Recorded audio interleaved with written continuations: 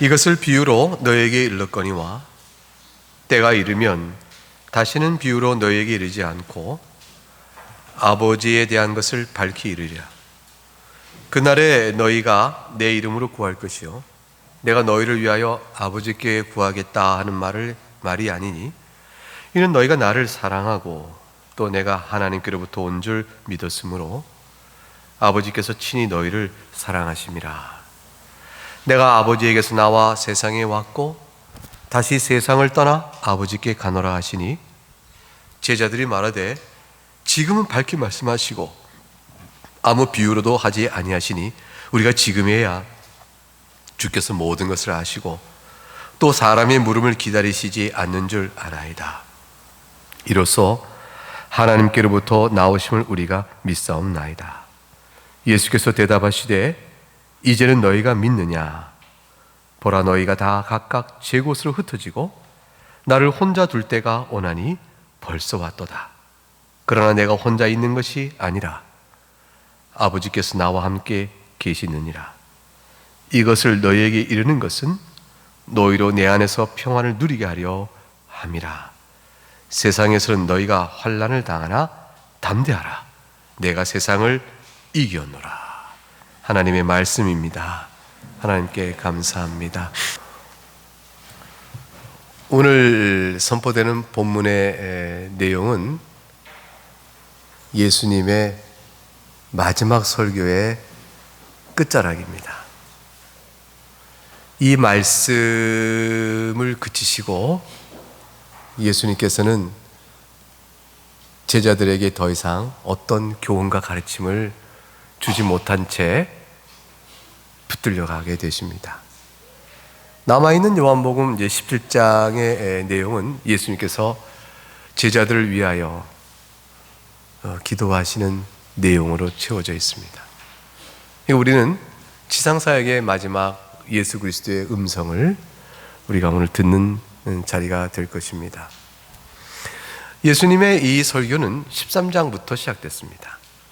그러니까 13장부터 13장, 14장, 15, 16장 4장에 걸친 예수님의 긴 설교는 강화 또는 강설 또는 강론 등등으로 불러지는데 보통은 다락방 강화 이렇게 불러지죠. 누가의 다락방에 예수님께서 6월절 만찬을 드시기 위하여 올라가신 후부터 시작되신 가르침입니다.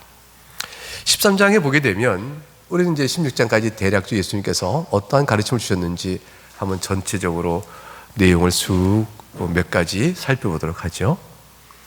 13장에 예수님께서는 마지막 날, 잡히시기 전날, 잡히시기 바로 직전이죠. 그 이제 새벽에 붙들으시니까 그 밤에 제자들에게 어떤 말씀을 남기시고 싶으실까? 1년이 남았어도 다양한 가르침을 주실 것이고 한 달이 있어도 다양한 가르침을 주시겠지만 이제 그때뿐입니다. 마지막 고별의 자리 속에 예수님이 남기시는 일, 그 말씀을 위해서 예수님이 하신 첫 번째 일은 뭐냐면 제자들의 발을 씻기는 일이었어요. 이게 13장에 나옵니다. 제자들의 발을 씻기셔. 1절에 보면 13장 1절에 예수님께서 자기가 세상을 떠나 아버지께로 돌아가실 때가 이제 가까웠다 이런 줄 아시고 세상에 있는 자기 사람들을 사랑하시되 끝까지 사랑하시니라. 예수님께서는 마지막 자신이 제자들의 발을 씻기는 행위와 그 가르침 전체를 통해서 얼마나 이들을 사랑하시는지를 잘 나타내 보이기를 원하셨고 실제로 그렇게 사랑하셨어요.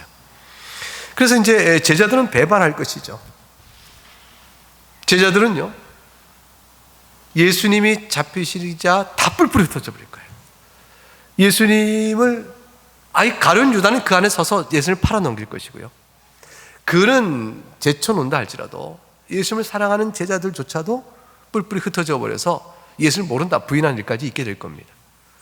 주님은 제자들의 허물과 죄와 그 연약함, 지식의 오류, 의지의 연약함, 정서적인 불안정성, 그거 다 하시는 거예요. 다 하시면서도 끝까지 사랑하셨어요. 왜 그러셨을까요? 예수님은 의인을 부르러 오신 분이 아니고 죄인을 부르러 오셨거든요. 예수님은 의인이기 때문에 사랑하신 것이 아니고 죄인이나 그를 사랑하신 거예요. 예수님은 죄를 미워하세요. 하나님은 죄를 진노하십니다. 그러나 그리스도 안에 택하신 죄인은 그 죄에도 불구하고 그를 사랑하십니다. 그 죄를 그리스도께서 씻기시는 거예요. 그 죄값을 그리스도께서 갚아주시는 것이에요. 그리고 그 죄를 지은 그 죄인 된 그 자를 택하여 사랑하시는 것이에요. 그게 하나님의 사랑이에요. 주님은 모신 제자들이 죄와 허물이 있고 연약하고 다 하시지만 그 죄를 자신이 피로 씻겨 용서하시면서 죄를 진노하시는 하나님의 그 모습을 드러내시죠. 형벌을 감당하세요. 지금도 우리가 다 예수 안에 있는 우리들의 허물을 주님은 기뻐하지 않으세요. 죄를 기뻐하시는 하나님이 아니세요. 그러나 죄 짓는 우리들을 버리지 아니하신다고요. 죄인을 의인으로 삼으셔서 우리 자체의 인격을 사랑하시기 때문에 그래요. 우리를 이름 불러 사랑하신 주님은, 제자를 이름 불러 모으신 주님께서는 제자들의 허물을 아시지만 끝까지 사랑하십니다. 그리고 주님께서 말씀하셨어요. 제자들 발을 씻어주시고 난 뒤에 주신 주님의 교훈이 서로 사랑하라 하셨습니다. 이 13장 한번 열어보세요. 13장 34절과 35절 말씀. 성경 13장 34절과 35절 말씀에 그러셨죠? 새 계명을 주노니 서로 사랑하라. 근데 그 다음에 나온 말씀이 참 중요해요. 그 다음 말씀 뭐라고 되어 있습니까? 내가 너희를 사랑하고 같이 너희도 서로 사랑하라. 사실 너희가 서로 사랑하는데, 서로 사랑하라는 것은 새로운 것이 없는 말씀이에요. 왜냐하면 율법사들도 알고 있는 것이었어요. 레위기에 있는 말씀이고 이웃을 내 몸같이 사랑하였고, 율법사들도 하나님을 사랑하고 이웃을 내 몸처럼 사랑하라고 주님께서 가르쳤습니다라는 걸 다 알아요. 그러니까 내용적으로 주님이 주신 말씀은 새로울 것이 없는데, 주님이 이 말씀을 주신 것의 새로움은 내가 너희를 사랑하고 같이 있어요. 사실은 내가 너희를 사랑하고 같이라는 말씀에 담겨 있는 것은 우리의 사랑의, 즉 율법 순종의 모든 힘과 근거가 어디에 있는가를 보여줘요. 아무도 하나님을 사랑하고 이웃을 내 몸처럼 사랑하지 못합니다. 율법사들이 주어진 말씀의 계명이 그렇다고 해서 알고 있었지만 실행하지 못한 자들이었죠. 아무도 못 지켜요. 율법사, 바리새인, 서기관, 제사장 아무도 못 지킵니다. 아무도 못 지키는데 주님은 내가 너희를 사랑같이 너희를 서로 사랑하라, 이 말씀하실 때는 사랑의 명령의 근거와 실행의 능력이 어디로부터 오는가를 명시로 보여줘요. 예수 그리스도께서 우리를 사랑하신 데로부터 옵니다. 그것은 우리를 위하여 죄인을 용서하시는 조건 없는 은혜의 사랑이요, 그걸 베푸시는 하나님의 긍휼의 놀라우신 능력이요, 그를 통해서 우리에게 하나님을 믿고 그리스도의 은혜를 받아 성령에 따라서 하나님의 계명의 목적인 하나님을 사랑하고 서로를 사랑하는 율법의 실행적 가능성이 열려지기 시작합니다. 죄 용서 받은 사람은 죄인을 향하여 허물을 덮어줄 능력이 생기는 것이에요. 내가 용서받았음에 그 자의 허물을 덮어갈 수가 있는 것이죠. 우리 1만 달란트를 용서받은 자인이 100데나리온 지은 동료의 죄를 참아낼 수가 있게 되는 것이라. 내가 너희를 사랑과 같이 서로 사랑하라. 그리하면 우리 안에 나타나는 모습은 세상이 저자들이 그리스도의 제자구나 라고 할 만하다고 말씀해 주셨습니다. 이 말씀은 복음의 시작이요, 복음의 끝입니다. 내가 너희를 사랑과 같이가 복음의 시작이에요. 모든 복음의 출발이요, 근원이요, 토대입니다. 예수님이 우리를 사랑하심이 없으면 어떤 복음적인 말씀과 계명도 결국은 복음을 떠난 것이 되어집니다. 예수님의 사랑의 선포로 시작된 복음은 그러므로 말미암아 사랑을 아는 자로서 사랑에 반응하는 자로서의 목적의 복음의 끝이 이루어집니다. 하나님을 사랑하고 이웃을 사랑하는 것이죠. 예수 그리스도를 믿는 참 제자는 그 부분에서 각별합니다. 예수 그리스도의 제자됨은 그 용서받은 사랑에 대한 감격과 감사와 깊은 영혼 안에 새겨진 은총에 대한 찬송으로 말미암아 허물 주위에 허물을 덮어줘 갑니다. 그러니까 하나님께서 용서하지 않는 죄가 없듯이 그렇게 보면 우리도 용서하지 못할 죄가 없는 거예요. 사람이 어떻게 그럴 수 있습니까? 예수님께서나 가능하고 그러지. 맞습니다. 그게 우리의 연약함이고 우리의 불완전성입니다. 그러나 주님은 그렇게 할 만한 넉넉한 사랑을 우리에게 주셨어요. 자, 이게 예수님이 제자들과 헤어지기 마지막 고별 설교의 핵심 원리예요. 예수님이 이 땅에 왜 오셨습니까? 내가 너희를 사랑하지 서로 사랑하라. 그 사랑 속에는 하나님을 사랑하고 서로 사랑하라. 이것이 우리가 소망주에 바라는 하나님 나라의 영적 실상입니다. 이 세상에 없는 것. 우리가 이 세상에서 보기를 원하는 하나님 나라의 모습을 교회에서 본다면 교회에서 이루어지기를 기대하는 것. 사실 교회도 없죠. 아직 교회도 연약하고 교회도 싸워가는 교회이기 때문에 교회도 없습니다. 예수님은 이 사실을 우리에게 전해주면서 보세요. 13장, 14장, 15장, 16장 4장 가운데서 13장에 발을 씻겨주고 이 계명을 주신 다음에 15장 통틀어서 15장의 중요해서 포도나무 비유를 통해서 이걸 다시 한번 강조해 주세요. 아주 길게 가르치십니다. 15장을 보세요. 1절 나는 참 포도나무다. 내 아버지는 농부니라.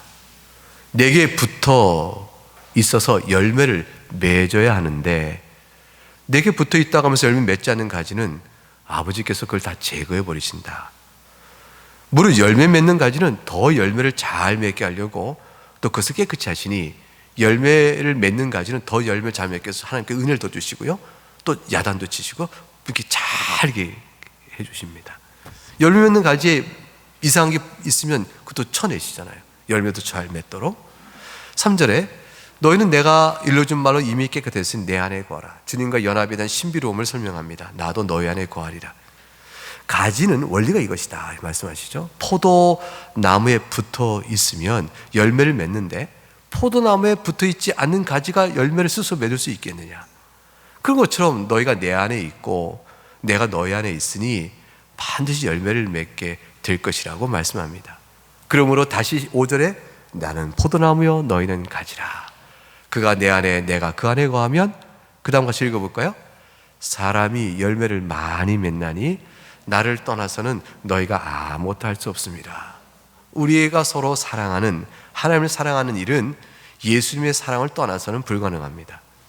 사람이 내 안에 거하지 아니하면 그거는 나무에 붙어있는 가지처럼 보이지만 실제는 가지가 아니죠. 밖에 버려서 버려지고 불에 던져 때우는 땔감으로 밖에 못 씁니다. 7절에 그리고 주님께서 그 사랑의 능력을 이렇게 주시겠다는 말씀하세요. 7절 읽어보죠. 시작.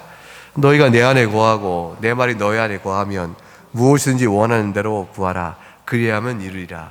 사랑을 할 수 없습니다. 우리에게는 자연적 본성으로는 불가능한 사랑인데 우리를 사랑하신 그리스도 사랑을 보고 알고 기뻐하고 찬송함으로 우리에 주신 성령께서 능력을 주십니다. 그것은 구하면 받게 돼 있어요. 구하면 받게 돼 있어요. 사랑을 위하여 구하시고 사랑을 위하여 엎드리시면 찬송과 감사 속에서 사랑하지 못할 마음의 거리낌과 분노와 미움과 계산이 사라지기 시작합니다. 그리고 덮어지게 되어져요. 그거 따질 일이 못 되는구나. 이렇게 하게 되면 9을 잘한 것이 눈에서 사라지고 하나 잘못한 자기 허물이 더 커 보이기 시작해요. 겸손함과 온유함이 있어집니다. 참 복음을 아는 개혁신학을 하는 사람이라. 우리가 개혁신학에 따라 성경을 읽고 배워가는데, 개혁신학을 따르는 사람들의 가장 특징은 하나님의 절대 주권 앞에 한없이 겸손해요. 그리고 나서 그 겸손함 때문에 그리스도 안에서 사람들을 향하여 온유하게 됩니다. 그 겸손함과 온유함이 없으면 하나님 앞에 교만함이요, 사람 앞에 매우 거칠어지게 되는 거죠. 이건 개혁신학과 개혁신앙의 열매를 못 맺는 것이 되어지는 거예요. 근데 그것은 복음이 가르치는 것과 떠나게 되는 거죠. 예수님이 마지막 때 이별을 앞두고 제자에게 하신 말씀, 얼마나 아까운 시간, 그 말씀 속에 발을 씻기시고 포도나무 비유를 통해서 사랑하라고 말씀하셨어요. 이것이 복음의 결정체여 열매이기 때문에 그런 거예요. 그래서 사실은 이 말씀은 어쩌면 그 복음을 참으로 아는가 그렇지 못한가 하는 것을 분별해내는 하나의 지표가 되어집니다. 그래서 그리스도인은 용서의 사랑을 베풀 수 있어야 돼요. 사랑하는 여러분, 우리가 한 인생을 다 마치고 임종할 때 숨이 붙어 있어서 마지막 우리가 어떤 말을 할 수 있는 상황에 세상을 떠나게 된다면 우리는 어떤 말을 주 앞에 고백할 것 같으세요? 지난 세월 살아온 동안에 그렇게 우리를 괴롭게 하고 우리를 아프게 하고 상처 주고 미워하고 증오하거나 화를 낼 수밖에 없던 많은 일들이 그 순간에 마지막 걸림이 돼서, 주님 저는 이제 가지만 내가 이 세상 살면서 하지 못했던 저 원수가 아픔을 주님 갚아주세요 이러고 죽고 이런 세상 떠나겠습니까? 그럴 자는 아무도 없죠. 불쌍히 여기고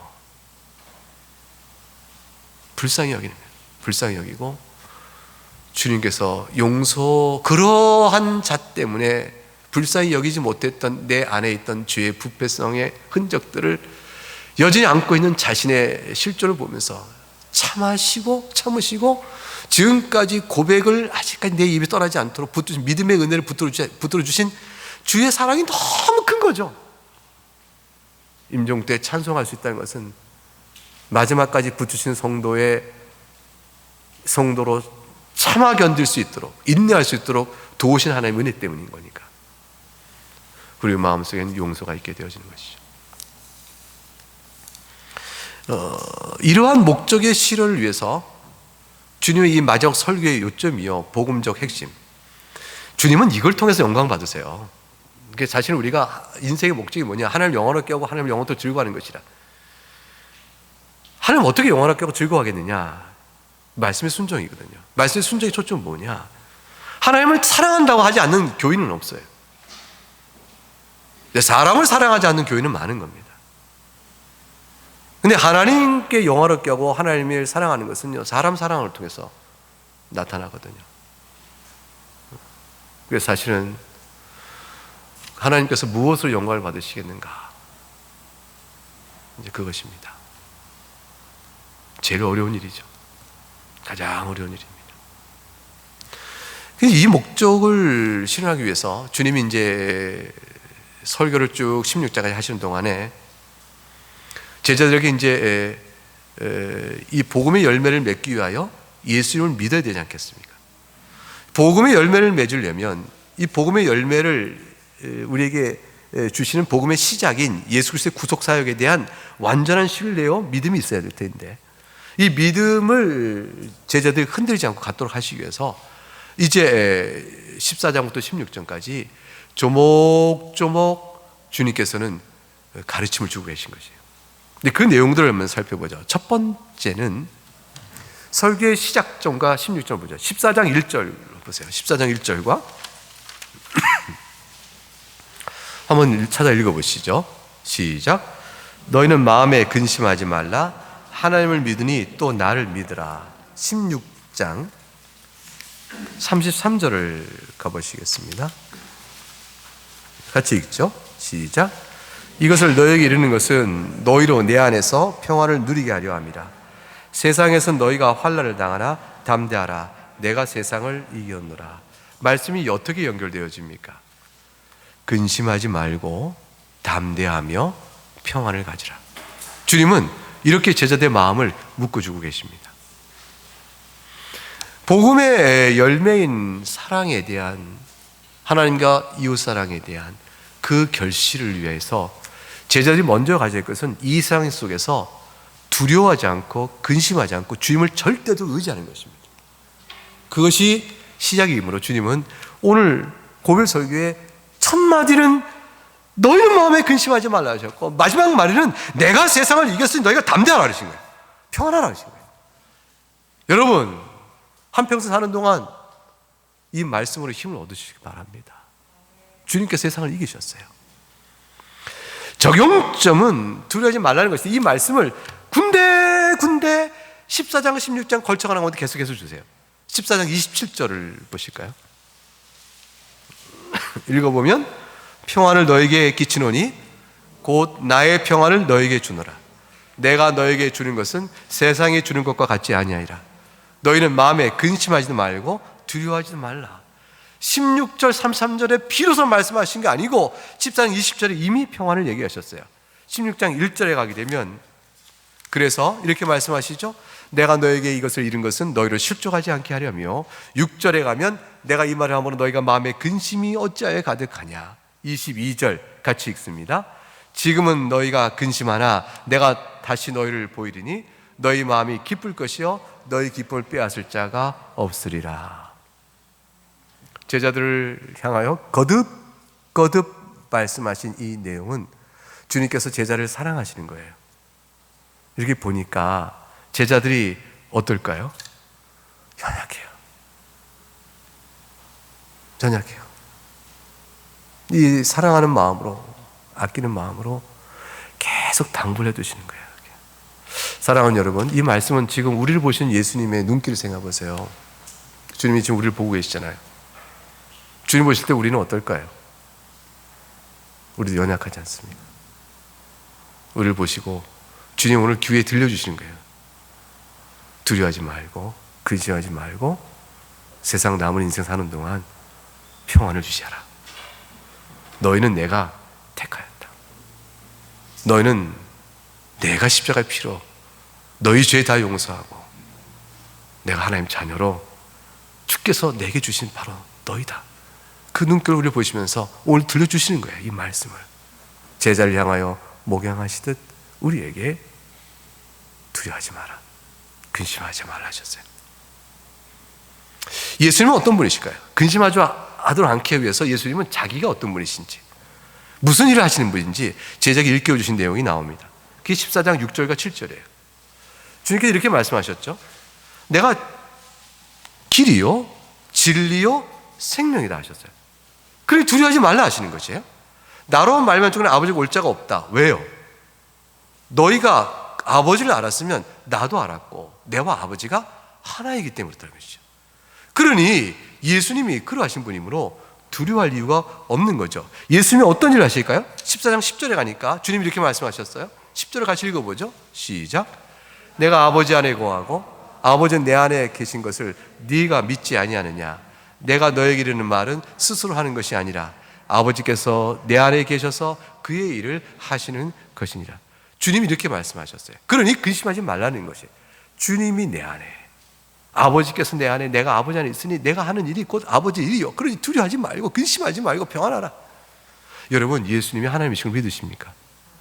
예수님께서 십자가에 죽으시고 죄사함 받은 일이 바로 택한 모든 백성의 죄를 말끔히 씻을 수 있는 그러한 죄사함인지 아세요? 그걸 믿으시죠? 예수님이 의의 순종으로 우리에게 영생을 주시기 위하여 율법 아래 나시고 율법 아래 순종하시고 따로 아버지 뜻을 행하러 이 땅에 오셔서 십자가에 죽기까지 그 일을 이루신 것을 믿으시죠?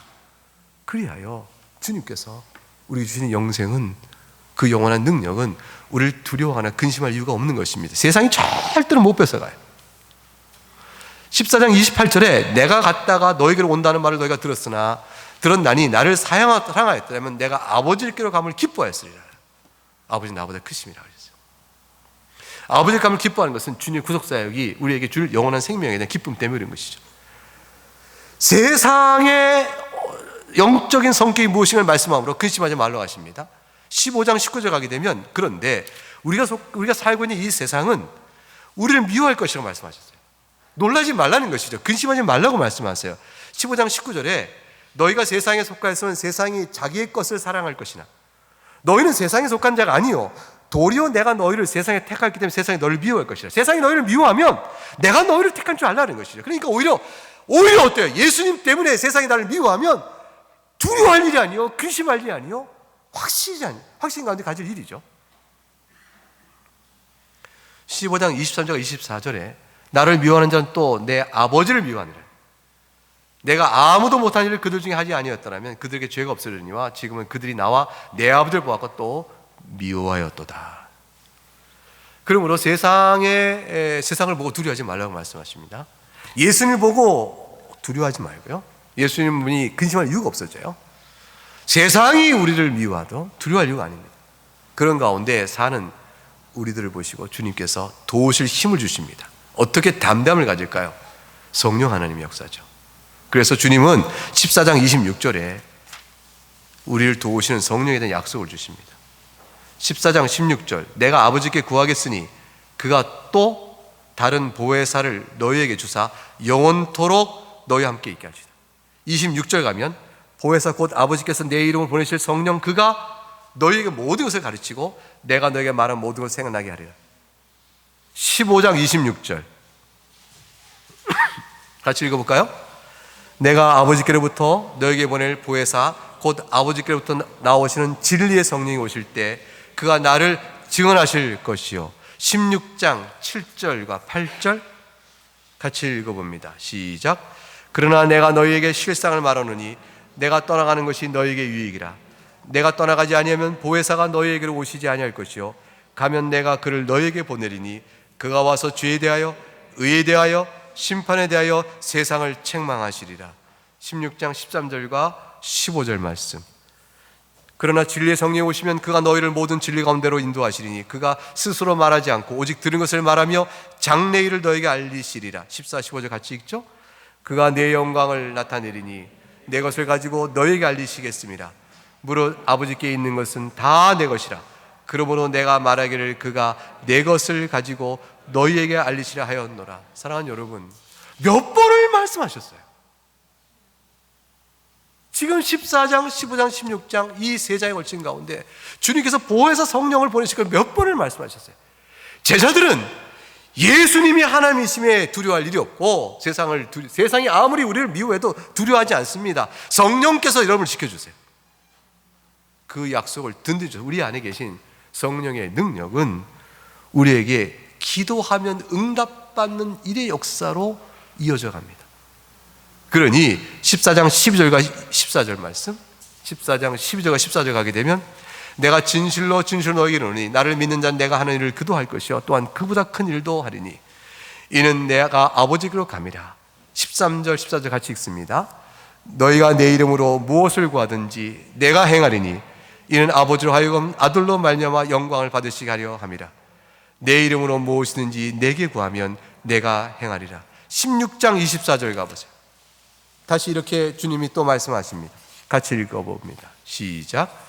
지금까지는 너희가 내 이름으로 아무것도 구하지 아니하였으나 구하라 그리하면 받으리니 너희 기쁨이 충만하리라. 이 기도의 약속은 13장부터 14장 16장 계속 반복해 주어지고 있습니다.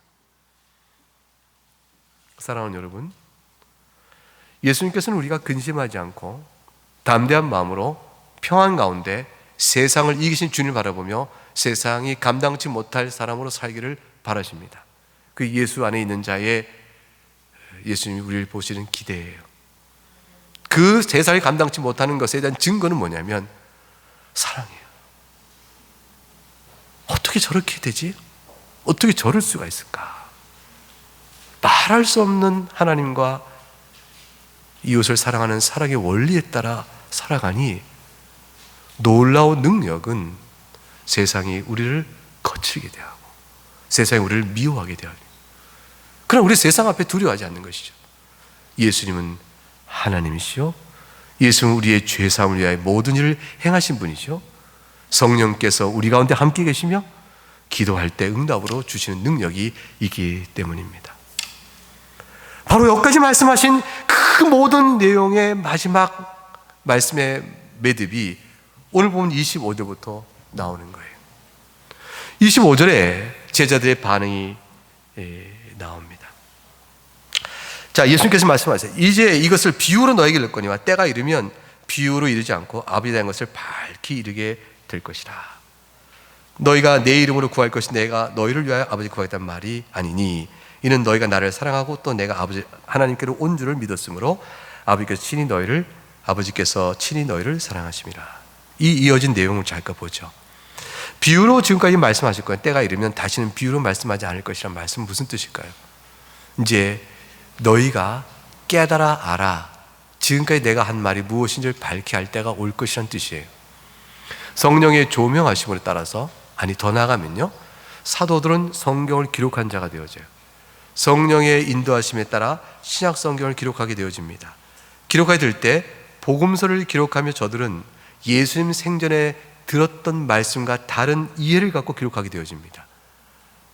마태가 이걸 기록했을 때는, 누가가 이걸 기록했을 때, 요한 사도가 지금 이 말씀을 기록할 때는 요한 사도가 생전에 주의 음성을 들었을 때의 말씀의 이해와는 완전히 다른 밝은 이해를 가지고 이것을 기록하게 되어져요. 그렇게 되어지니까 요한 1서, 2서, 3서 속에 나타난 사도 요한의 가르침과 계시록의 말씀을 훨씬 더 명료한 거예요. 그러니까 복음서에서 나타난 말씀을 들었을 때의 제자들과 복음서를 기록한 사도들의 이해의 차이, 그리고 또 그걸 기록할 서신서를 통하여 교회에 주의 복음을 가르치는 사도들의 모든 글들은 우리가 더 이상 비유로 모호하게 듣는 것이 아니고 이제는 밝히 설명된 글로 들고 있다는 사실을 알 수가 있죠. 주님은 그렇게 말씀하세요. 여러분, 우리는 사도들이 생전에 주님을 말씀을 들었을 때보다 명료한 말씀을 듣고 계세요. 여러분의 영적 계시의 이해의 부요함은 사도들이 예수님을 생전에 배웠을 때보다 비교가 안 되는 부요함을 누리고 있는 것이. 이제 26절에 너희가 내 이름으로 구할 것이요 내가 너를 왜 아버지께 구하겠다는 말이 아니니 라고 하셨어요. 이게 무슨 말씀일까? 예수님의 중보는 영원합니다. 근데 주님께서 내가 너희를 위하여 아버지께 구하겠다는 말이 아니라는 말씀의 뜻은 주님이 우리를 위하여 중보해 주지 않는 뜻이 아니에요. 로마서 8장 34절에 누가 정죄하리요 죽으실 뿐 아니라 다시 살아나신 이는 그리스도 예수니 그는 하나님 우편에 계신 자여 우리를 위하여 간구하신 자냐 말씀했습니다. 주님 우리를 위하여 중보하십니다. 히브리서 7장 25절 그러므로 자기를 힘입어 하나님께 나가는 자를 온전히 구원할 수 있으니 그는 항상 살아계셔서 그들을 위하여 간구하심이라 했습니다. 주님의 이름으로 우리의 영원토록 중보되신 주님이 계심에도 불구하고 왜 그날에 너희가 내 이름을 구할 것이요 내가 너희를 위하여 아버지께 구하겠다 하는 말이 아니라고 하셨을까? 그것은 이제 우리에게는요 영원한 중보자 되신 주님 때문에 우리의 제사장 되신 그분 때문에 주님의 이름으로 하나님께 직접 나가 구할 수 있다는 뜻이에요. 그러니까 주님의 이름, 내 이름으로 하는 것은 주님의 제사장 직분이 취소되거나 사라졌다는 뜻이 아니라 도리어 그걸 강화시키는 말씀이에요. 내가 너희의 영원한 중보자여 제사장이니 너희가 내 이름으로 아버지께 직접 나갈 수 있느니라. 이 영광된 지위를 예수님이 곧 이루실 십자가의 죽으심과 부활의 승천 이어지는 구속 사역으로 우리에게 주시는 혜택입니다. 이제 그래서 27절에 이는 너희가 나를 사랑하고 내가 하나님께로 온 줄을 믿었으므로 아버지께서 친히 너희를 사랑하심이라. 이제 제자들의 믿음이 생겼습니다. 그 믿음은 뭡니까? 내가 하나님께로 온 줄을 믿었다. 예수님이 곧 하나님이신 줄을 믿게 되었다. 그 말씀이시죠? 28절에 내가 아버지에게서 나와 세상에 왔고 다시 세상을 떠나 아버지께 가노라 하시니 27절 28절 연결하면 다 하나님이심이 뜻입니다. 성육신 하기 이전에 본래 영원토록 하나님이신 성자께서 사람의 인성을 가지고 이 땅에 오시고 사역을 마친 후에 다시 하늘에 오르셨음을 의미합니다. 하늘에 오르신 예수님은 여전히 인성을 갖고 계신 중보자로 계세요. 그래서 이제 요한복음 이제 29절 30절, 16장 29절 30절 말씀을 같이 읽어보겠습니다. 시작. 제자들이 말하되 지금은 밝히 말씀하시고 아무 비유로도 하지 아니하시니 우리가 지금에야 주께서 모든 것을 아시고 또 사람의 물음을 기다리지 않는 줄 아나이다. 이로써 하나님께로부터 나오심을 우리가 믿사옵나이다. 여러분, 제자들 비로소 눈이 떠졌습니다. 이 제자의 고백은 주님이 하나님께로부터 나오셨다는 사실, 그리고 다시 세상을 떠나 하나님께로 돌아가시는구나 하는 사실을 제자들이 알고 고백하게 되었으니, 제자들이 이전과 비교하면 얼마나 많은 비교적은 눈이 떠졌다, 우리가 이제 밝게 하겠습니다는 말씀이 뭔지를 알 수 있겠죠. 29절에 제자들이 지금 밝게 말씀하시고 30절에 우리가 지금에야 우리가 압니다 라고 말했어요. 이것은 13장과 비교하면 금방 나타나요. 13장 33절에 주님께서 내가 아직 잠시 너희와 함께 있겠노라, 그러나 내가 가는 곳에 너희는 올 수 없다 이렇게 말씀하시자, 요한복음 13장 36절 38절에 시몬 베드로가 얼른 나서죠. 주여 어디로 가십니까? 우리가 왜 따라갈 수 없다고 말씀합니까? 37절 주를 위한 내 목숨을 버리겠습니다. 그렇게 나섰어요. 아직 깨닫지 못하고 있었던 거죠. 38절 주님께서 네가 나를 위해 네 목숨 버리겠느냐, 다가오기 전 네가 3번 나를 부인하라는 말씀을 들었죠. 베드로는 이때 깨닫지 못하고 있었어요. 근데 이제는 주님께서 아버지께로부터 나오시고 다시 돌아가시는 줄을 어렴풋이나마 깨닫게 된 것입니다. 30절에 우리가 지금이야 주께서 모든 걸 아시고 또 사람의 물음을 기다리신지 아는 줄 아나이다. 이로써 하나님께로부터 나오시면 우리가 믿사옵나이다. 주님께서 모든 걸 아시니 사람이 뭘 물어봐야 우리가 무엇을 알고자 하며 무엇을 필요한지를 아시는 분이 아니시다. 사람이 물어야 아시는 분이 아니고 이미 모든 것을 아시는 분이라, 이렇게 말씀하고 있어요.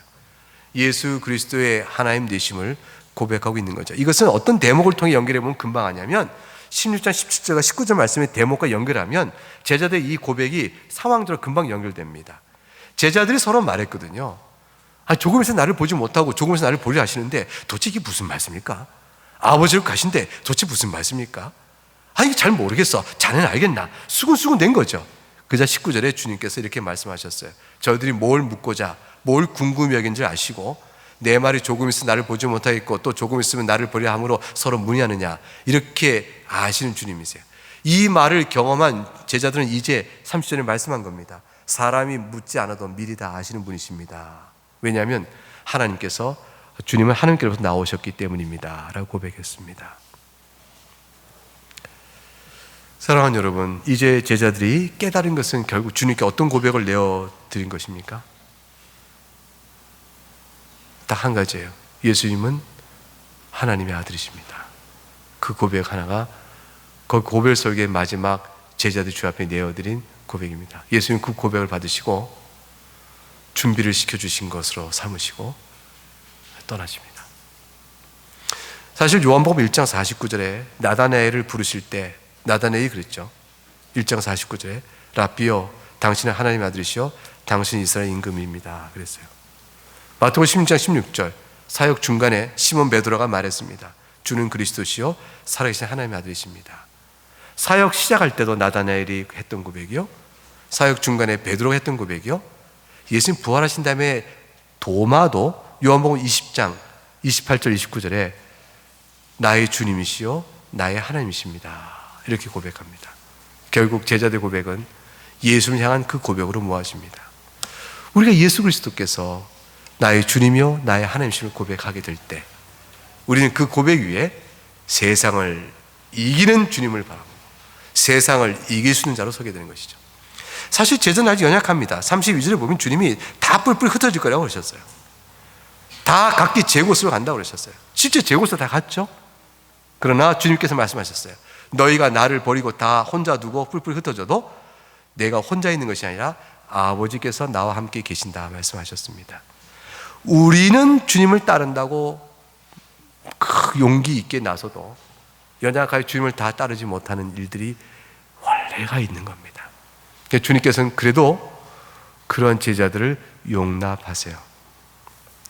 그런데 여러분, 예수님께서 정말로 우리가 예수님을 버리고요, 우리가 버릴 때라도 함께 하신 그 아버지마저 예수를 버릴 때가 있어요. 그때가 언제입니까? 십자가에서 고난 중에 죽으실 때요.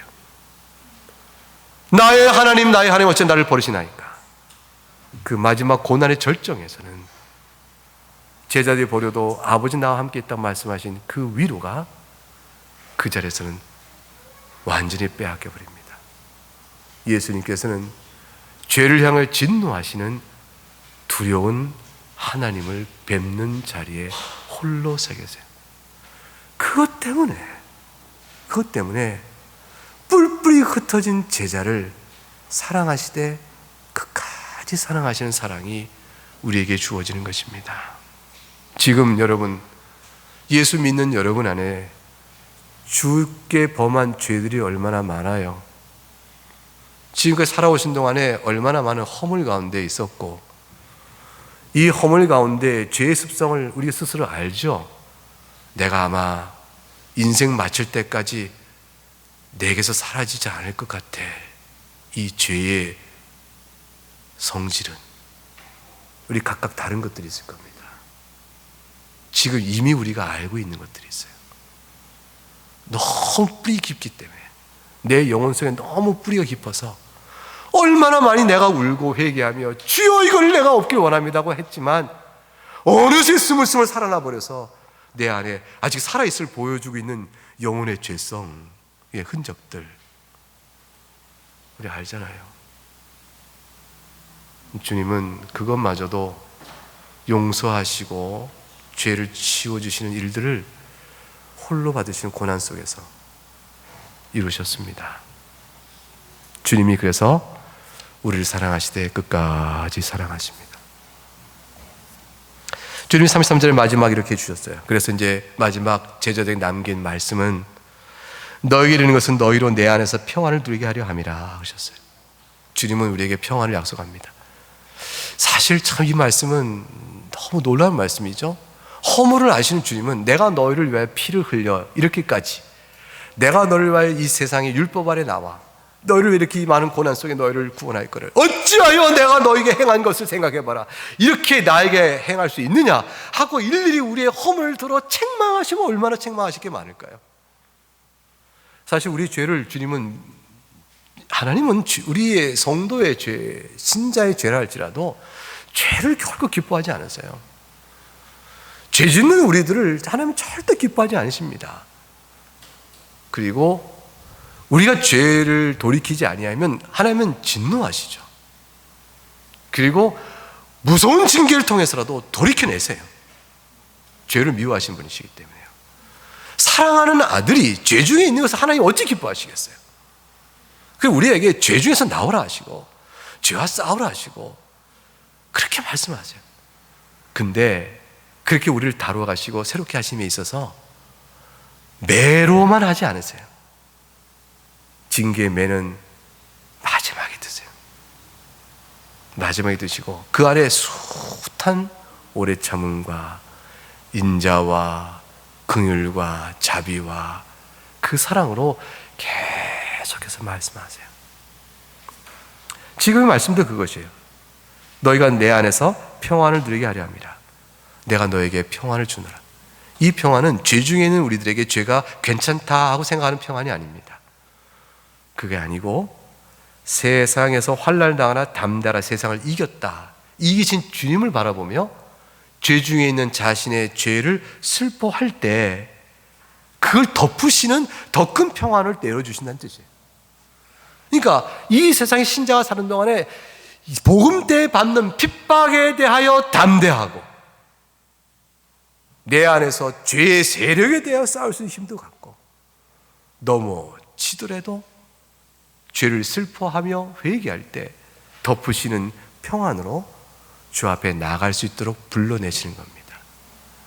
이것이 복음의 시작이요, 복음의 끝입니다. 이것으로 하나님을 영화롭게 하는 것이에요.